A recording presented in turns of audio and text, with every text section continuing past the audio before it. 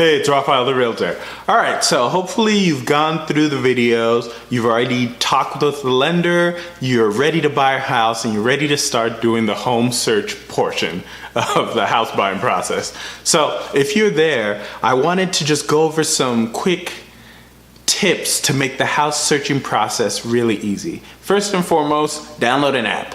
If you use a smartphone, or anything like that, if you're technologically savvy, and even if you're not, get an app. And why the apps work out so well, because if you're talking to your agent is talking to a lot of other clients, hopefully if they're a good agent.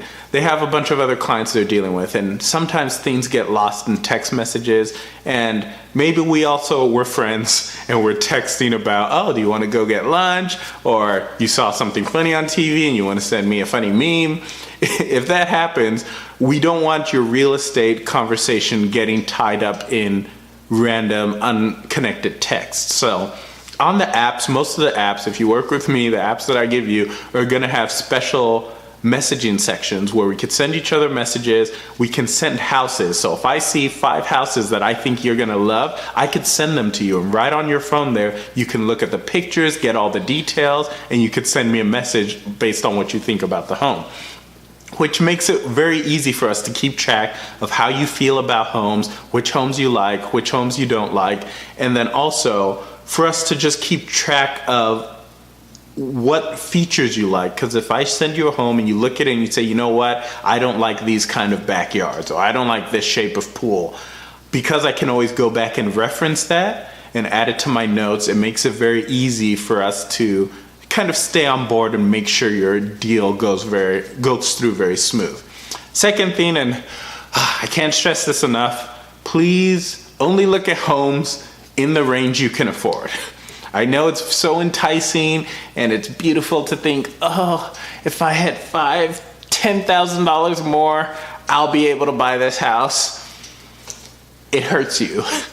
I mean, there's usually a range, and usually if you work with a real good agent, they look at a range that's higher than your highest price, because we want to find some homes that maybe they don't show up in your range, but we might be able to negotiate them down. Because a house, if your range is only $475 and there's a $500,000 house that's been on the market for 6, 7, 8 months, those people might be able to get negotiated down to $475. So we will look for those houses for you, but realistically, if the house just came out on the market, today is the first day on the market and it's $15,000 over asking, it's probably a house that you're not going to be able to buy, you're not going to be able to afford, and getting your hopes up and thinking you're going to be able to get that house, I've noticed, has made the buying process really aggravating for some people, because all the houses in their range don't have the granite countertops or whatever they're looking for, and so you kind of have to weigh the two things. And the reason that's important is because the sellers, the people who sell homes, and the agents who work with them, they're also people too. And so when you have a house that you've lived in, that you cleaned, that you painted, that you fixed and maintained, and you're selling it for maybe $500,000, if someone comes in and says, hey, you know what, I want to buy your house, but I only want to buy it for $450,000, for them it's like a $50,000 slap in the face. And they don't take you seriously a lot of times. Sometimes, if it's close, they have a 500, you say, oh, 495. They're like, you know what, that's close, let's negotiate, or they accept it.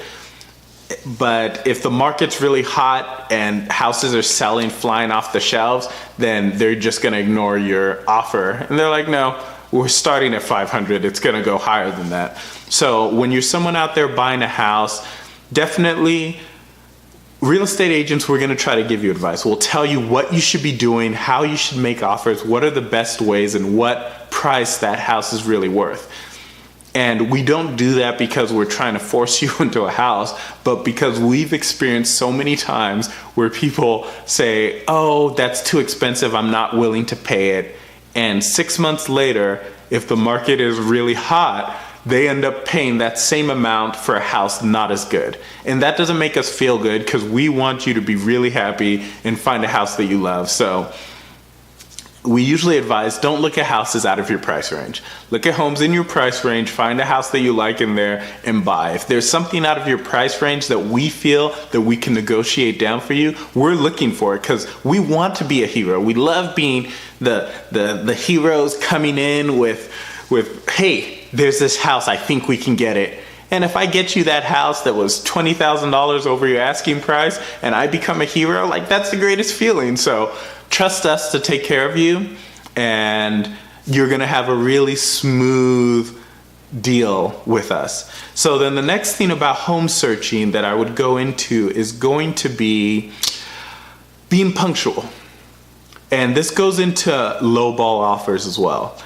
Realistically in real estate, the agents who are selling homes, a lot of them are the same people.